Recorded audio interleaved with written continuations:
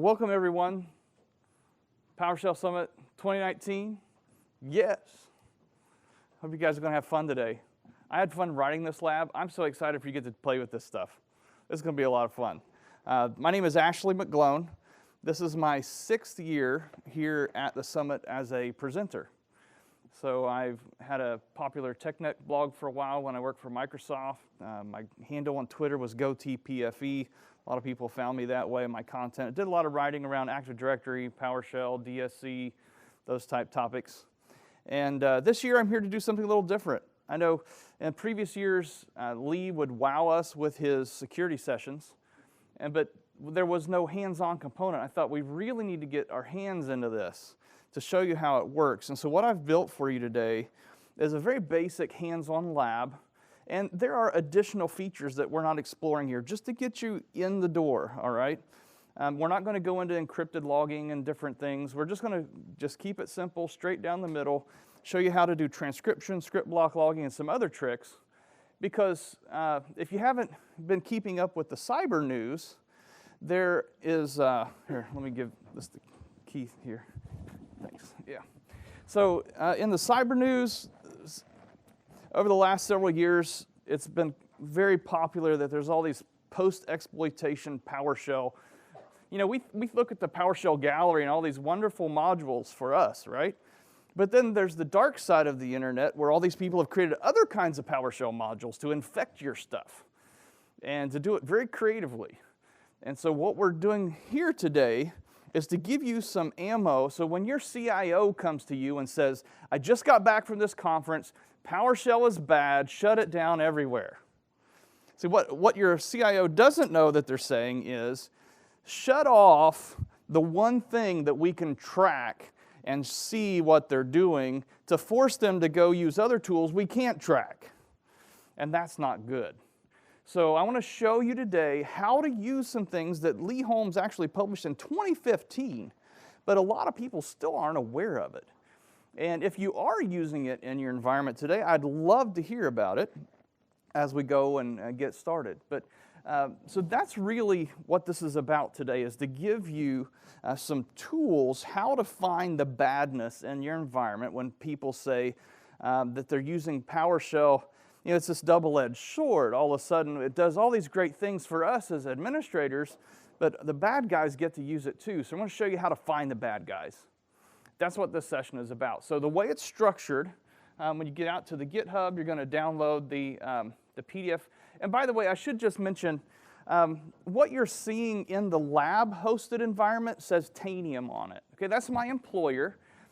This is not a Tanium lab, but my employer has this really cool thing they call Lab Space they built in AWS, and we use it for all of our conferences to host lab sessions. And even though this is not a Tanium lab, I went to my company and I said, hey, I'm going to do this thing. Could you guys offer me some lab hosting? And they're like, yeah, no problem. We value the community. We think that's a good thing. So my employers graciously spun up 100 instances of 3 VMs each in AWS at no cost to you guys for our lab today. So I thank them for their, providing that lab space. Also with me today is Keith. You want to introduce yourself, Keith?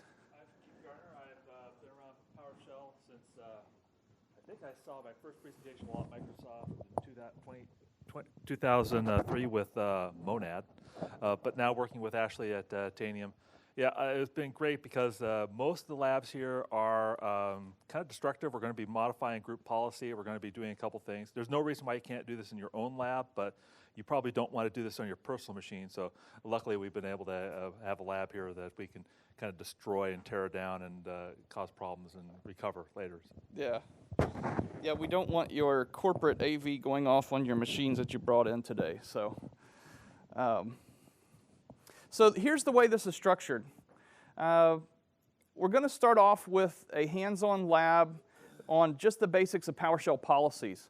And this is a hunting exercise. How do I find malicious PowerShell commands that have been used in my environment? So in addition to the policies that Lee described in his famous paper in 2015, PowerShell Hearts the Blue Team, that's like starting place. It's linked in your lab guides. You've got to go read that for starters. All right, that's your kind of your beginning place, and then it's going to open up this whole Pandora's box for you of all these other things. You're like, oh wait, people use PowerShell for bad things? Yes, they do, in very clever ways. So that's what we're going to find. So this first lab is going to show you all the places that you can go look for badness on your Windows systems using these policies. It's going to show you some PowerShell techniques with like get when event. How do I search for a targeted query in my event logs? And these commands that are provided for you are just to get you started. All those parameters on those things, the filter XML, all that, you need to dive in, learn how that works, tweak it for your own uses, but this is just to get you started. And then, once we're done with the first lab, it's kind of a choose-your-own-adventure. This first lab should take about an hour or so, but then after that, we've got labs 2, 3, and 4. Lab 2, we've talked about PowerShell Core already this week. PowerShell Core on Linux and Mac has logging built in. And so I want to show you how to turn that on and how to check and see what commands are executing in your PowerShell Core environment as well. Then the third lab is for GIA, Just Enough Administration, PowerShell remoting. What does it look like? What kind of fingerprints do people leave when they do a remoting session? How do I find what they did on my server when they weren't physically logged in? And then the last one, 4, is an actual PowerShell Empire attack against a Windows 10 VM where we've disabled Windows Defender. Now, Windows Defender out of the box will get a lot of this stuff, so we have to kind of start Windows 10 with one arm tied behind its back and no Defender turned on. But we're going to actually launch an attack from a Linux machine into a Windows 10 machine. That's a PowerShell-based attack. Look at those events in the logs, the transcripts, and see what it's doing on the machine. As you go through these logs, there's going to be a lot of noise that you'll have to kind of sort through to find the gems of what actually happened. So it's a bit of a detective scenario as well. It's going to be a lot of fun. So those are the labs. You want to start with the first one. I mean, if you want to skip the first one and go straight for the candy in 2, 3, or 4, you're welcome to do that. But you'll probably need some of those concepts in the first lab. So go ahead, dive in, go through the first lab, and then pick which one is more interesting to you, whether you want to try it on Linux or GIA or the PowerShell Empire staged environment.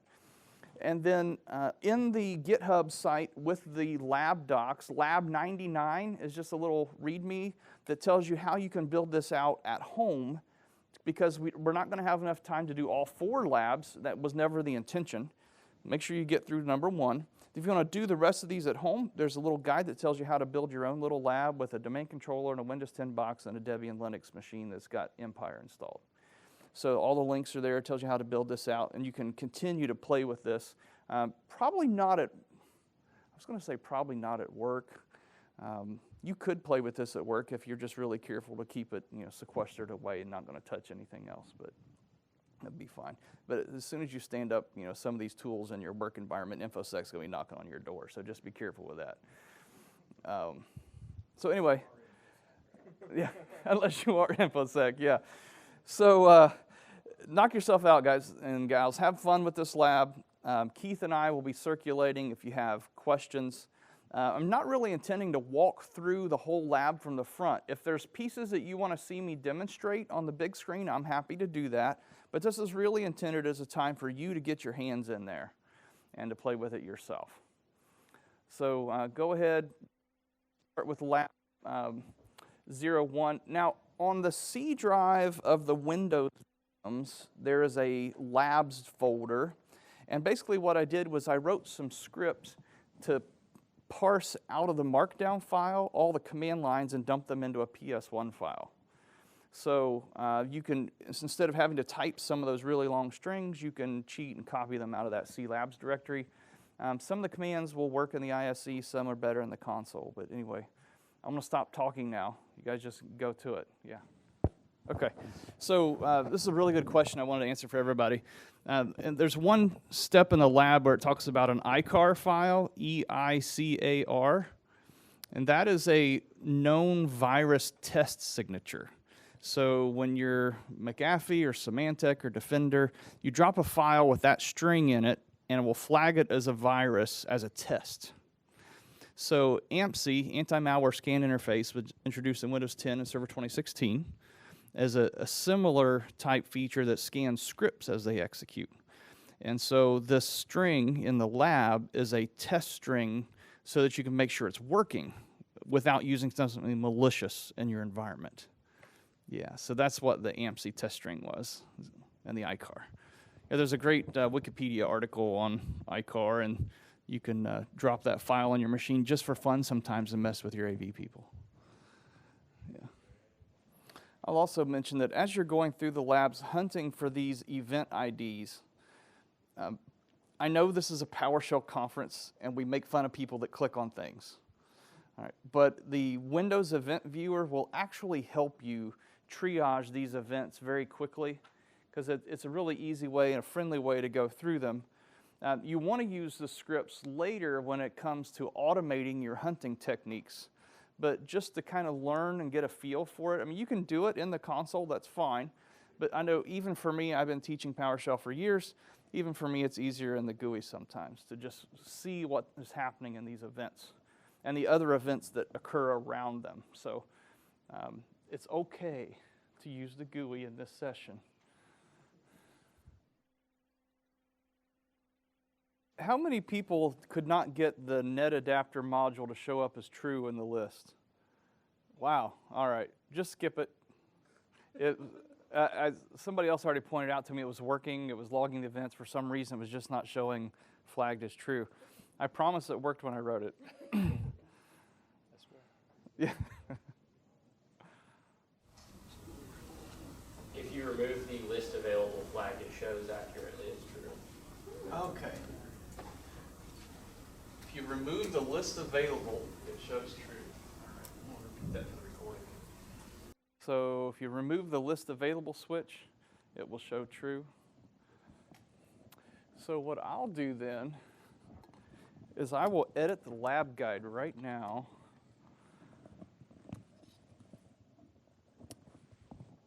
Let's see.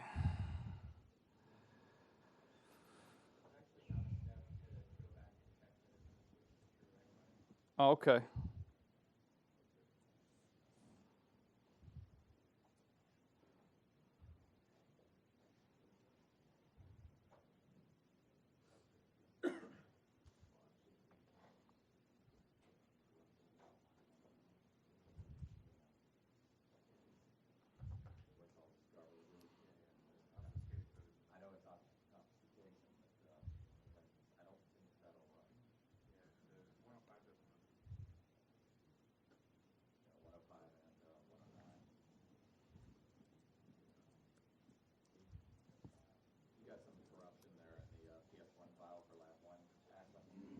Okay.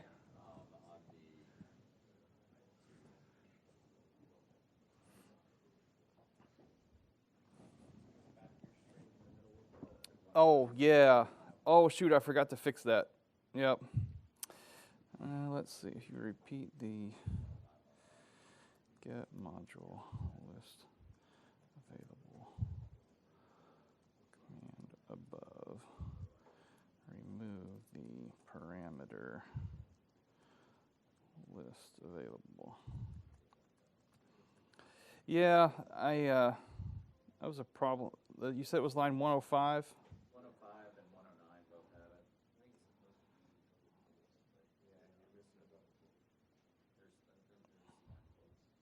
Okay, yeah, let me show everybody this one. So actually, the problem is that it's indented. Your here string must be against the margin. So in this command where you're doing the, excuse me. So there's a command here where you've got a here string, which is the at quote and then the quote at. Just bump that to the margin in your ISE and it will work. I apologize, I didn't get a chance. Yeah, there's a problem in the sample scripts. Oh, here? Server where it has invalid characters. Yeah. Okay, yeah, so what happened was, what you can't see here is there is a mix of curly quotes and straight quotes, which PowerShell interprets them all as straight quotes. So the intention was, and obfuscation was to use curly quotes, straight quotes kind of mixed together. Unfortunately, that creates a Unicode problem when you're trying to post this to GitHub. So I apologize. In order to fix that, if it's not working, just convert all the quotes to straight quotes and it should work just fine. Yeah. Yes, escape character. I thought I fixed it when I posted it up, but evidently not. So what I'll do is we go through the lab, we find these little things, I will make notes, and then I will repost them to GitHub later after the session.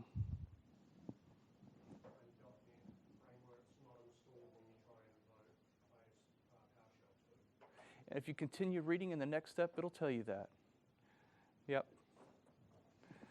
Yeah, the PowerShell V2 feature by default is not there. If you try to enable it, it'll tell you it's missing a .NET dependency. That's a good thing. You don't want that feature enabled. So, with those curly quotes, trying to publish that and render it, it took me several tries. There was like the Unicode, like extended double characters, angstroms, weirdness in there, and yeah, just clean up those double quotes if you need to. And turn up the speakers so you can enjoy the music. Yeah. Okay, so we're 1 hour in, and we've got 45 minutes left. So set your depth appropriately, depending on how much you want to get through while you're here with Keith and I. So there's a lot of thinking exercises at the end of each lab to provoke you to think about certain considerations when you take this back to work. You can save those thinking exercises for later if you want to just get through the hands-on part, to get through as much as you can while we're here. I didn't intend for us to finish all 4 labs. That was just I wanted to provide you a good experience that you could take with you beyond the conference and have some extra goodies to work through later as well. So think about how much you want to get through. You can skip pieces if you like, but just, again, it's not that you failed or you didn't get very far. It's the fact that I gave you a 4-course meal when you had a time to eat a peanut butter sandwich. So get through what you can while Keith and I are here. Ask your questions and go over after what really turns your wheels. Mm-hmm. That's a good question. So I want to answer this question for everybody. So the question is event log size. And I think I mentioned this somewhere in the lab guide. If I didn't, I overlooked it, but I'm pretty sure it's in there somewhere. So out of the box, 15 megs is the default log size. That's not going to get you very far, especially as these guys pointed out, running VS Code. The VS Code extension runs all kinds of PowerShell, just floods the logs too. It's kind of ugly. I'm going to find them on Twitter and call them out. So when it comes to how big should these logs be, that's really one of those engineering answers, right? It depends. So looking at the log activity, the criticality of the machines that you're implementing the logging on, there's a lot of research around this, a lot of papers that have been published by different security consultants and vendors. One guide I saw recommended 1 gig on both the Windows PowerShell log and the Windows PowerShell operational. There's 2 different PowerShell logs. To just bump them up to 1 gig. That's one option. Hopefully you've got newer hardware on your workstations and servers. You don't have to worry about the disk space.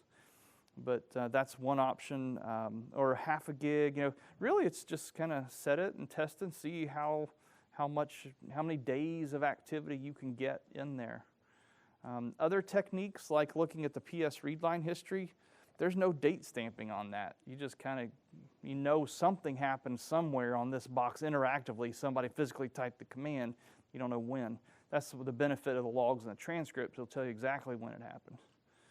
Yeah, with script block logging, there's one of those settings that we explicitly did not set, which is the invocation headers for script block logging, which will give you a 4105 every time a command starts and a 4106 every time the command stops. That's going to add a lot of logging. So that's why we usually just go with the 4104 just to see the commands themselves without adding unnecessary noise. And in good old script block logging, every time you return to the prompt in the console, it'll log prompt, prompt, prompt, all over the log. So I have an explicit filter that says where the message body does not contain prompt, because I know I'm not going to need that one. So that's part of this exercise, is going through, looking at the noise, developing your own filters. The challenge you run into with filter XPath, filter XML, it's a great trick. It's been around for years. I've got a couple of blog posts on it. Hey Scripting Guy blog's got posts on it. The problem there is you can't put wildcards for filtering the message body in your filter XPath at filter XML. And that's a big limitation. But you can say where the message body is not equal to prompt in your filter XPath. And that at least buys you some more real estate in what you're returning. But then after that, you're gonna filter it to select string or select object. Select string, which would be your grep type equivalent. Now at the end of this first lab, I'll call this out publicly as well, because this is something you really need to think about. If I'm using PowerShell to read the PowerShell logs, and let's say I do a get content on my transcript file, and so now I'm reading in PowerShell the contents of the transcript file, where does that go? It gets written right back into another transcript file. We call that PowerShell inception. So one of the things you need to be conscious of is PowerShell the best tool to do my investigation with? Or do I do my investigation on a designated machine where I know I'm going to flood the logs with a looping of junk? Or if I search for the string invoke mimikatz, I've just inserted invoke mimikatz into all my logs and transcripts as a search term, not the actual invocation of it. So I'm searching for mimikatz in my logs. Now I'm going to find it for sure because I just added it myself. So you see that catch-22? There are some, for some things that I'm going to talk about later, I'll give you a quick commercial. So I do work for Tanium, but before that I worked for Microsoft for 8 years and I taught PowerShell. And what I did was I took the things that we did in this lab and I built it out in Tanium so I can set the policies at scale very quickly across all my machines. I can view the policy settings. Is the V2 feature enabled? All that very quickly in seconds across my enterprise. But then I can also scan all these logs, the transcripts, the PS readline history, all that for a list of, let's say, 200 of the most popular post-exploit commands. And that requires Tanium or some other tool of your choice, whatever you use in your enterprise to do event monitoring, Splunk, or whatever tool you use for your SIM. But for me in Tanium, I just create a batch file that uses all DOS-based commands, DOS command line, whatever. So I use WEVT util is the command line executable for Windows Event Log Utility. And you can dump and put your XPath filter in there and dump it out. And then I use find string, find str from the command line with a text file of all the keywords I want to find in that output. It's blunt. It's not very precise like PowerShell, but it gets the job done without poisoning your logs. And there's some other tricks along those lines, but that's what I did to solve that problem. You can solve that however you like. At 2 o'clock today and 4:07 on the other side, we're going to be doing a Tanium demo of that as part of some other things as well. You're welcome to come check that out. But you can implement that in whatever enterprise hunting tools that you use to use non-PowerShell ways to find the PowerShell bits. In Linux, obviously, that's pretty easy using things like grep and all that. So if you get to Lab 2, you'll see those techniques specifically, non-PowerShell ways to search the same logs. Yeah. Maybe on a Windows box, you could install the exam system so that you put everything in one place. Mm-hmm. Yeah. there's enough there's enough built-in Windows system utilities to get you close, but certainly if you don't have Alcanced and all the other cut, you don't have all those cool little tips from the command line. So WSL would help for that. Yeah. Hey, actually, going back to your question, your comments about lot size. So the half gig, the gig, those sound like recommendations for people who don't have a SIM that are capturing logs and rolling over. Yeah. If you have a SIM, you have a recommended size and you think it's enough. I mean, I know it's still sort of more black magic than science on the lot size, but when a SIM is involved and you know you're threading logs every day, is there a size that sort of fits?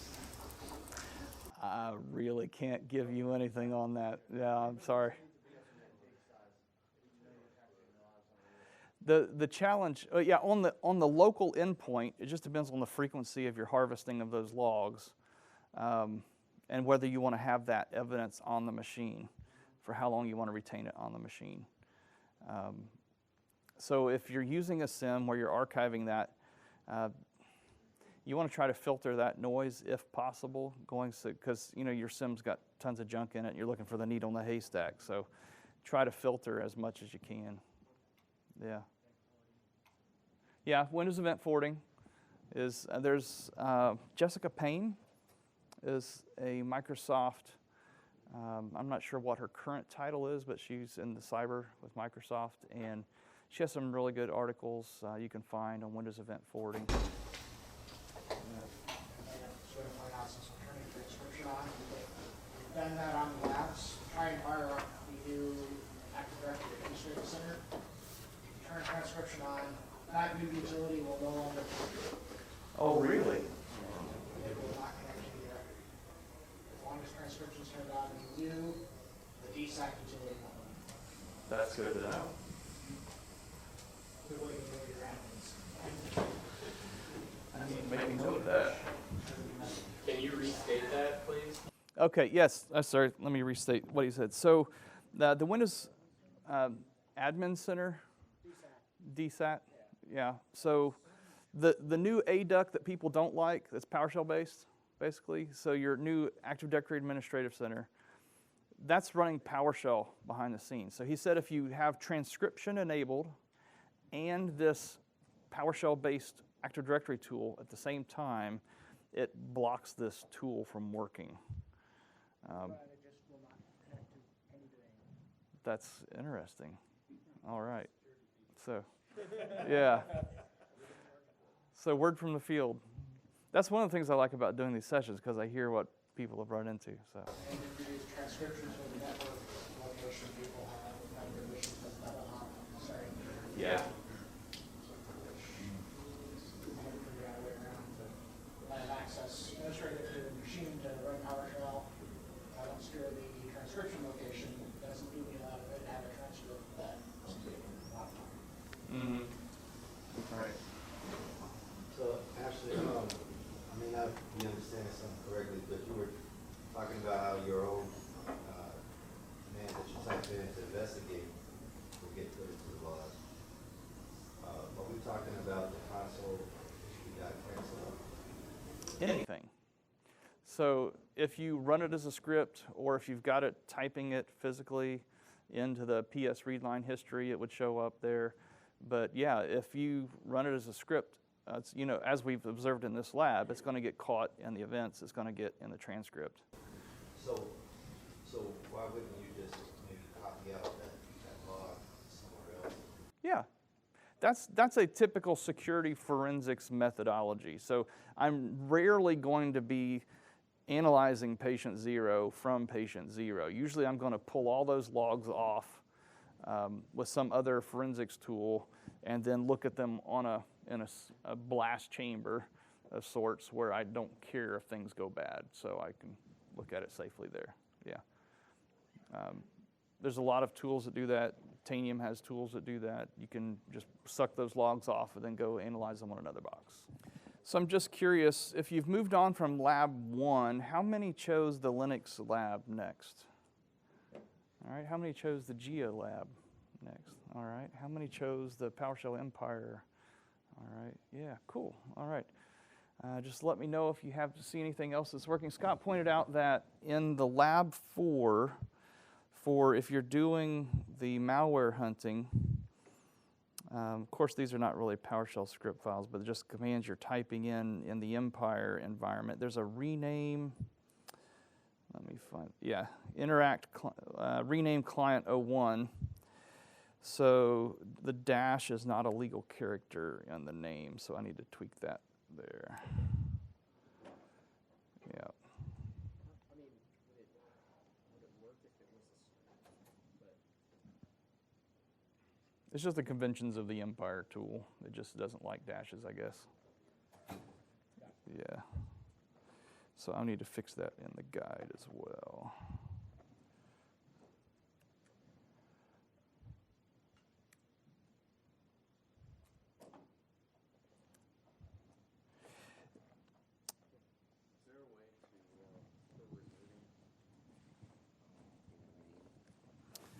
So let's talk about that. So the question is, you've got an orchestration tool, and part of that orchestration tool is you're using PowerShell remoting to run things on different machines.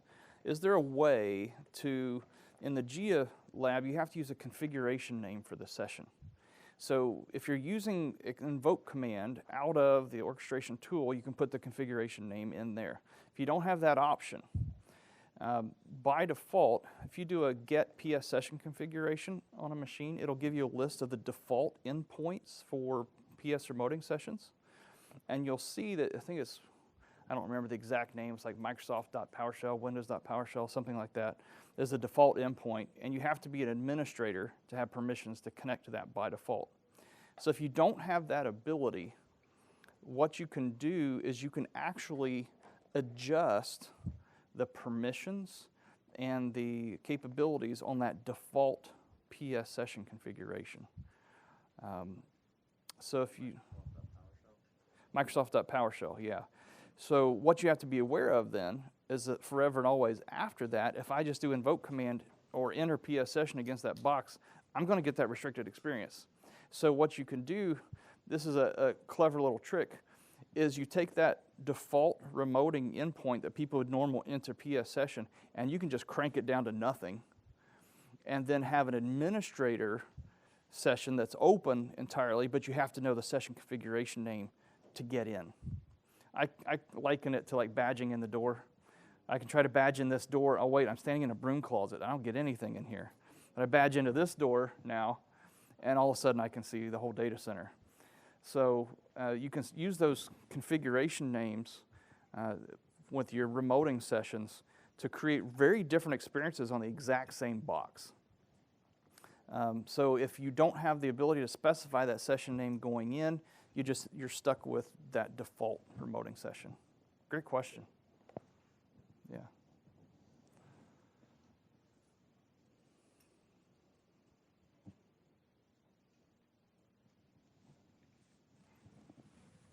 Let's go back to that one.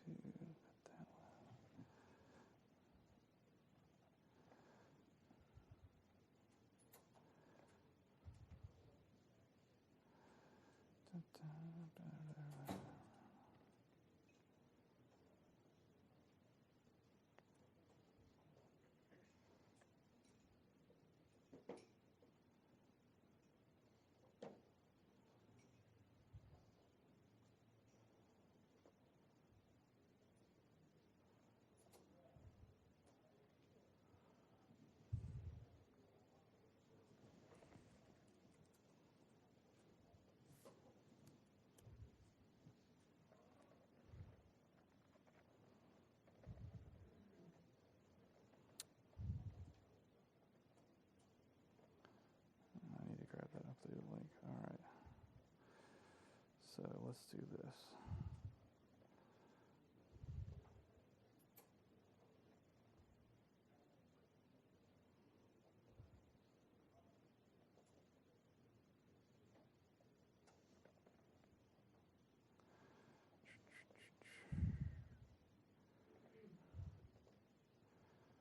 Where is it?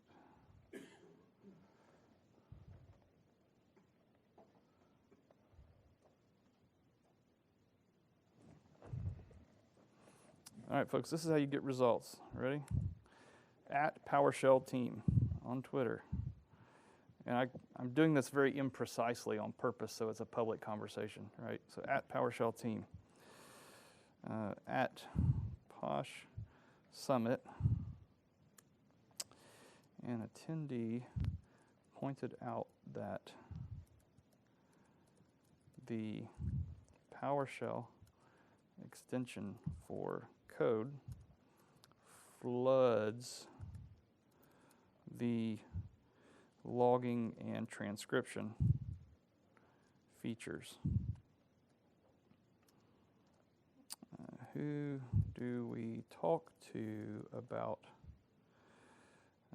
making code a good citizen of logging? How's that?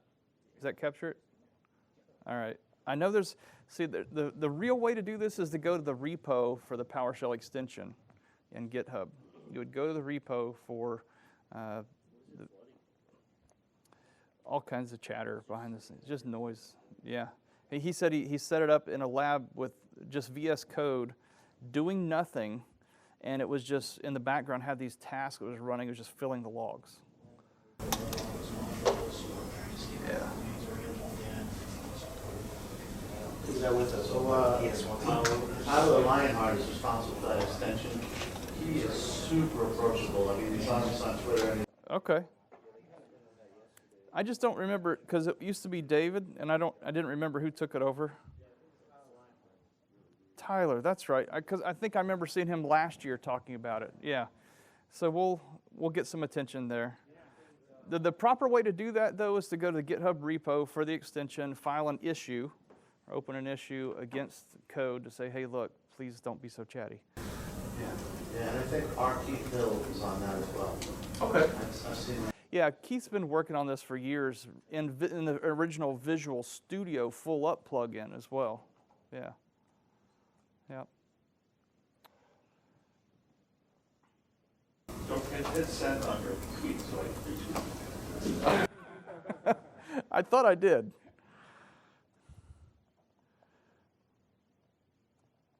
Let's see. Yeah, I think it went.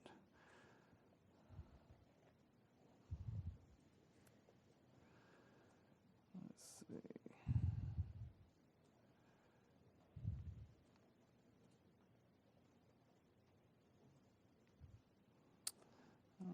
Alrighty.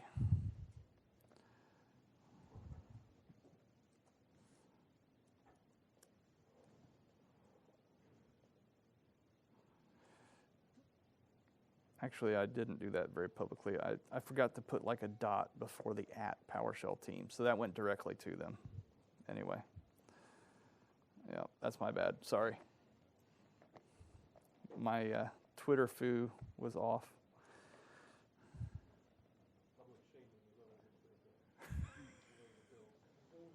Yeah, that's not the best way to win friends and influence people. Yeah.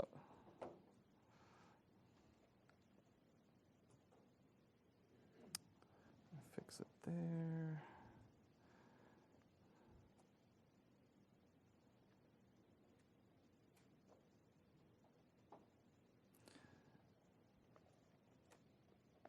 So a little bit on how I wrote the lab.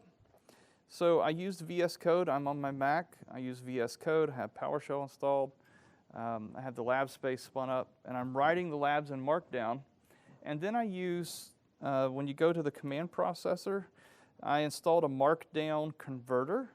So Markdown convert document, and that's what cranks out the PDFs. So I just wrote the whole thing in Markdown and then used the Markdown plugin and code to crank out the PDF lab guide that you guys are using. And then I wrote my own code to actually scan the lab guide, and I called it get lab script, which actually goes through and takes the Markdown file name, replaces it with PS1, and inserts line breaks and looks for anywhere that I have code fences in Markdown and pulls out those lines and makes them into a PowerShell region and an end region when it's done with the code fences. And if it's a regex that says a line begins with a backtick, which is the backtick as your markdown for code, right? If I have that in the line, then it'll take out the backticks and just make that as the lines. So I could edit the lab guide and then just hit go, and it would pull out just the scripted lines for your PS1. That's why that's not exactly accurate in a few places, but anyway.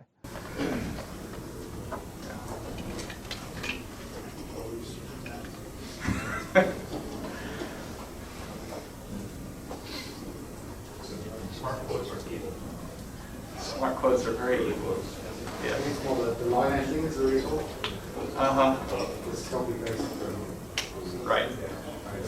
Well, the new version of Windows has Notepad has support for Linux style character. Yeah, it's the copy paste from IC thing. Yeah. Because Just run the ISCs in elevated session and you'll be fine. Just run it straight in there. Then. Right, sure. It all works then. Sudo for everyone. Yeah. But it's one of the shocking things about Microsoft modifying Notepad. First change in like 10 years, they modified was to support Unix or Mac style character fields and Okay. new lines. Kind of shows how Microsoft Is it in Windows features now? Okay. Okay, let me add that to the notes thing. I wasn't aware that that's in a feature now. Yeah. So we can do PuTTY or WSL or enable the, what's the, is just OpenSSH? What's the title of Windows feature?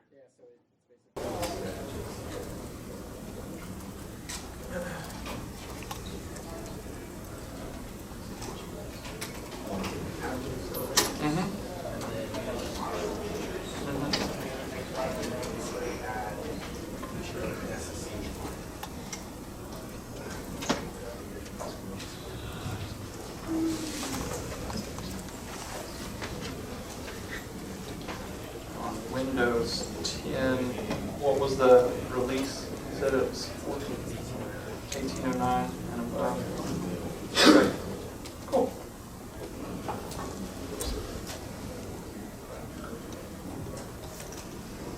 That's why I love the community. All of us is smarter than one of us.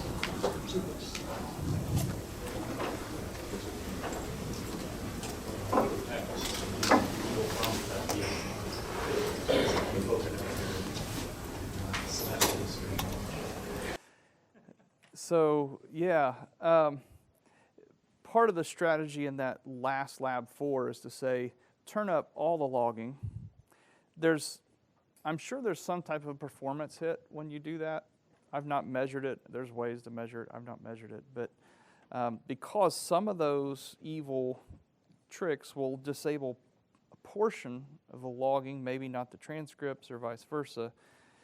The other thing that's not really covered in here, that's covered in Lee's paper, is hardening these things, hardening your logs, hardening the transcript directory so that people can't go cover their tracks. Yeah. So, like I said, this is really just intended as an intro to the topic. So, but there's definitely additional steps you should take. Is there a way you can put to on the transcripts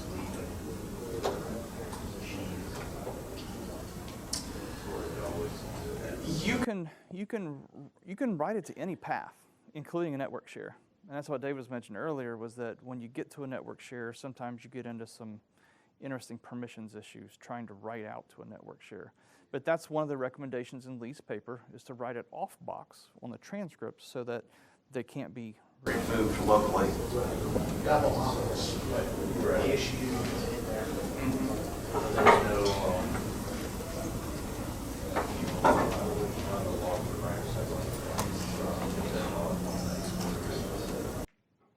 Well, transcription is not really an event log, right? So you could use Windows Event Forwarding to get it off box. That's one way to do it. And then when it comes to that on Windows 10, Server 2016 and above, there's also encrypted logging. But when you use encrypted logging, it kind of breaks our little search tools, right? But the encrypted logging will actually use a document encryption certificate. You give it the public key. Yes, you give it the public key in the group policy. You copy the text of the public key, and you can deploy that to your machines.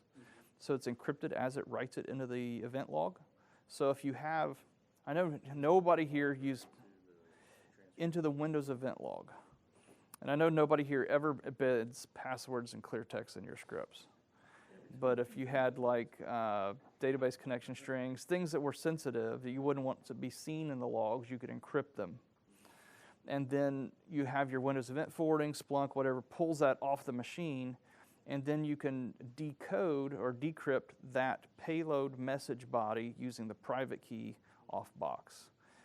So yeah, there's lots of other features here to explore definitely around protecting those logs. Yeah.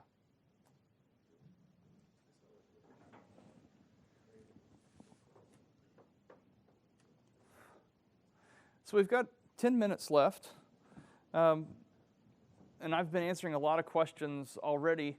Are there other questions that you've come up with as you go through the lab, things that you'd like to talk about before we got another 10 minutes, so just want to open up for any other Q&A in general, just anything PowerShell security. Yeah. Why did you go with get Windows instead of get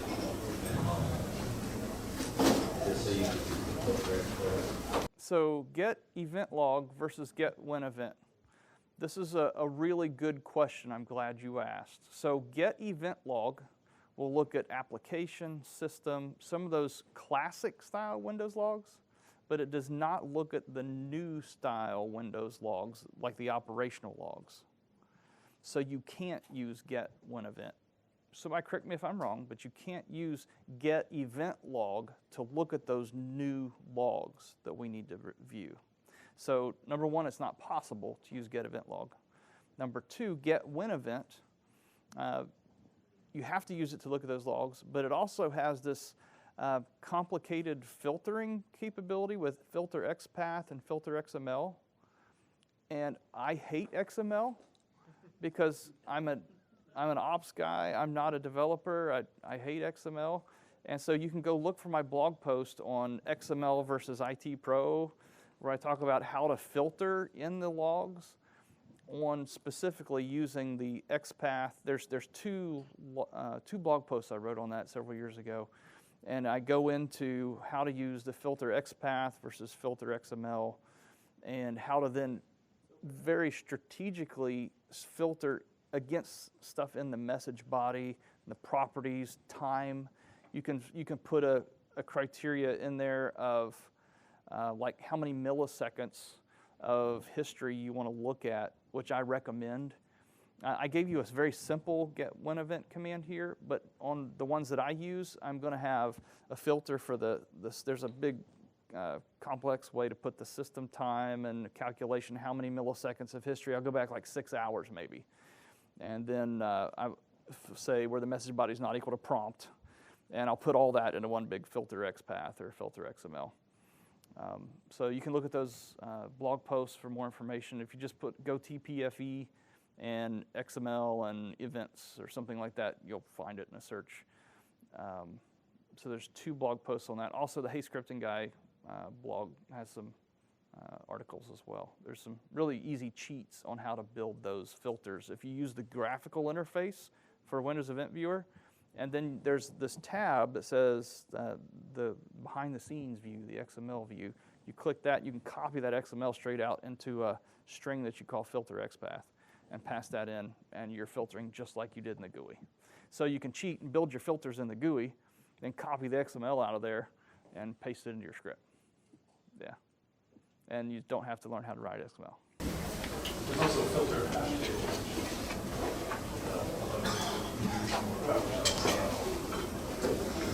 Love hash tables. You can use hash tables a dozen different ways in PowerShell. Beautiful thing. Yeah. Are transcripts running as the user that's running PowerShell, or is it the like system? It's in terms of like virtual machines and so on. So I'm logged in as user Bob, and Bob needs access to write to the transcript directory. That's a true statement, because I just ran into this with a customer a week or two ago, where they had found this Windows logs path, like C Windows logs, and they said, let's put our PS transcripts in there under a PS transcript directory. And they were getting intermittent things hitting the transcript. Some would, some wouldn't. Anything that ran with administrator credentials that had ability to write under the Windows directory would be able to write in the transcript. So, but the everyday user couldn't, because they didn't have permissions to write into the Windows directory. So that's part of that more advanced detail I didn't want to get into in today's session. But yes, you want to make sure that whoever the user, basically everyone on that box, authenticated users, whatever group you want to use, will need access to write to that directory. And then you can remove the read access from them, but they'll need write access to that directory. I guess you could do it as like create file and then allow them to create their own write to the right file. Right. The depository Create a type. file and write to it, but then you can't see it. Right. Right. So I burned myself on that when I set up transcription the first time. My company has an old piece of crap legacy apps, and one of the apps couldn't complete the transcription writing, and it just hung me out. Because I didn't realize that I could give permissions to the directory. So it's not just like, hey, I can't write it and go on. I mean, I don't know why, because I don't know the application, but the app just started getting fluky because it couldn't complete what it was trying to do. So you got to think that one through for sure. It also mucked with App Fabric in IIS for us with our internal application. So. If you guys wouldn't mind, David and you guys here, send me a tweet with that, because I have this mental condition that gets worse the older I get. It's called IFS. I forget stuff. And yeah, so if you could please tweet that to me, so I remember to put it in my notes later, because I'm compiling these types of tips so that as I engage with customers, I can help them do this more efficiently and know what the pitfalls are. One of these days I might blog it again, so if I ever get a new blog. So, yes. I do have one question. How many people here are actually thinking about going back to their day jobs, trying to implement some, if not, many of the components here, like increased logging and event logging, that sort of thing? Is this something that you guys could implement? You have the authority and the ability to implement this right now within your environment, or is this something you probably want to talk to your team about? Hey, well, this is going to create an increased load on logging, or we're going to have to roll these up across network, so we'll have to cross-collaborate with different team members. Do you guys feel you have enough information to go out and actually implement this sort of thing, or do you think this It's the information, but it's needs to come down from somebody with authority, because our managers don't believe me. I wonder if this is a non-technical problem that, also we could use white papers, guides to say, hey, this is the overall concept of what we're doing here. This is industry practice. This is good ideas for what PowerShell discipline is. So here, let me give you some ammo. If you go to aka.ms/pssec, I think it's linked in the lab guide somewhere. The short link, I know that's really tiny, aka.ms/pssec, PowerShell Security. This is a blog post that I published, when was this, 2016, is PowerShell a vulnerability, right? And it's the same CIO conversation I opened with. And this has a lot of the links and the information that you need to have this conversation at the right level in your organization to engage your team. A lot of this focuses on remoting as well, why remoting is secure. Remoting is not a vulnerability. It obeys all the Windows permissions. And as Joey said yesterday from the main stage, PowerShell is not a vulnerability in your environment. Hackers like it because everybody else likes it. It makes your work go faster, right? So PowerShell is not how people get in to your environment. Now, that being said, if you open up a malicious Word doc that's infected with some malware that's going to go out and do an invoke, an IEX, invoke expression from a web download, right? It's using PowerShell to introduce some other type of malware to infect your environment, right? But PowerShell itself is not a vulnerability or an attack vector necessarily. And like I opened with, just remember when you have this conversation that you want to ask them point blank, would you rather that we use other tools we cannot track in our environment? Or would you rather have an audit trail with a black light and glowing fingerprints? And I don't have the slide deck here today, but there's a really good quote from Matt Graber it was like September of 2017 on Twitter. He basically said, the fingerprints in PowerShell are so good, I'm not using PowerShell anymore to do my attacks, effectively is what he said. And that's what they said from the stage yesterday as well, is that people are moving away from PowerShell because of this. But if you haven't turned this on in your environment, you're still in the dark, right? You've got to start somewhere. You've got to turn on the logging so that you have a way to find what's happening in your environment.